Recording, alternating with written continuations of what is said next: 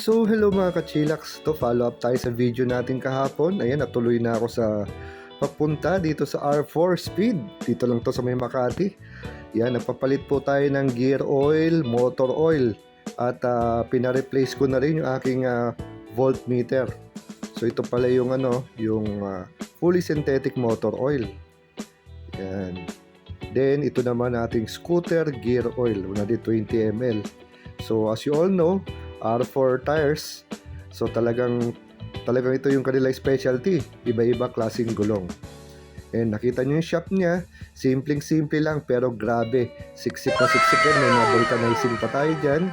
And ito yung sa loob ng kanilang shop. Yan, at least meron kayo idea. Iba-ibang klaseng parts for different brands ng motorcycles or scooters. And FYI, gumagawa din sila ng big bike. So ito yung mga oil and mga battery.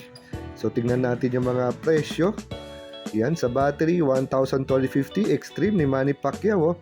Ito naman 2,450 Yuasa.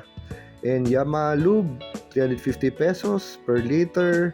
Ang Motol naman ay 360 pesos. So at least meron kayo idea. Ayan, may mga belt tayo at mga iba-ibang accessories. Mga pangailangan nyo sa inyong mga scooter. Dito naman yung mga LED light, mga shock absorber, mga lubricants, horn, name it, they have it. And para sigurado, message muna sa kanilang FB page. So recap na tayo. So nung napalitan na yung kanyang motor oil at kanyang gear oil, ang una ko napansin ay tumahimik siya. Nabawasan talaga yung sabi ko, di ba, pag nag-accelerate ako para may tunog lata, tsaka may konting roughness. So very smooth, maganda talaga pag nagpapalit tayo ng engine oil.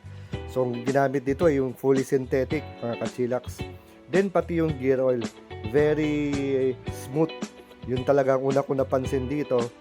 And again, kudos sa R4 Speed. So FYI, gumagawa din sila ng mga big bike. Ayan. Kaya kung sa inyo, visit nyo lang yung kanilang store. So ipopost ko dyan yung kanilang address, ayan, at contact number. At ito po ang kanilang FB page. So ingat!